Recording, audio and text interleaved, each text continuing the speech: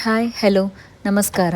ಹಿಂದೂಗಳ 9 ರಾತ್ರಿಗಳ ಶುಭ ಹಬ್ಬವಾದ ನವರಾತ್ರಿಯ 4ನೇ ದಿನ ಈ ಅವಧಿಯಲ್ಲಿ ಪೂಜಿಸಲ್ಪಡುವ ದುರ್ಗಾದೇವಿಯ 9 ಅವತಾರಗಳಲ್ಲಿ 4ನೇ ರೂಪವಾದ ಕೂಷ್ಮಾಂಡಾ ದೇವಿಗೆ ಸಮರ್ಪಿತವಾಗಿದೆ. ಹಿಂದೂ ಧರ್ಮಗಳ ಗ್ರಂಥಗಳ ಪ್ರಕಾರ ಕೂಷ್ಮಾಂಡಾ ದೇವಿ ಬ್ರಹ್ಮಾಂಡದ ಸೃಷ್ಟಿಕರ್ತೆ ಮತ್ತು ಸೂರ್ಯನೊಳಗೆ ವಾಸಿಸುವ ಶಕ್ತಿ ಮತ್ತು ಸಾಮರ್ಥ್ಯವನ್ನು ಹೊಂದಿರುವ ಏಕೈಕ ದೇವತೆ ಅವಳು. ಕೂಷ್ಮಾಂಡಾ ದೇವಿಯು 8 ಕೈಗಳನ್ನು ಹೊಂದಿರುವುದರಿಂದ ಅವಳನ್ನು ಅಷ್ಟಭುಜ ಎಂದು ಕರೆಯಲಾಗುತ್ತದೆ. ಈ ದೇವಿಗೆ ಹಳದಿ ಬಣ್ಣವು ಪ್ರಿಯವಾಗಿದ್ದು ನಾವು ಇಂದು ಹಳದಿ ವಸ್ತ್ರವನ್ನು ಧರಿಸಬೇಕು ಹಾಗೂ ಹಳದಿ ಹೂಗಳನ್ನು ದೇವಿಗೆ ಸಮರ್ಪಣೆ ಮಾಡಬೇಕು. ಇಂದು ಕೂಷ್ಮಾಂಡಾ ದೇವಿಗೆ ಯಾವ ನೈವೇದ್ಯವನ್ನು ಇಡಬೇಕು, ಹಾಗೆ ದಾನಕ್ಕೆ ಏನನ್ನು ಕೊಡಬೇಕು, ಹಾಗೆ ಕೂಷ್ಮಾಂಡಾ ದೇವಿಯ ಮಂತ್ರ ಯಾವುದು, ಮಂತ್ರದಿಂದ ಆಗುವ ಪರಿಣಾಮಗಳೇನು, ಪೂಜೆಯಿಂದ ಆಗುವ ಪ್ರಯೋಜನಗಳೇನು, ಇವೆಲ್ಲವನ್ನು ನನ್ನ ಯೂಟ್ಯೂಬ್ ಚಾನಲಲ್ಲಿ ನಾನು ಸಂಪೂರ್ಣವಾಗಿ ತಿಳಿಸಿದ್ದೇನೆ.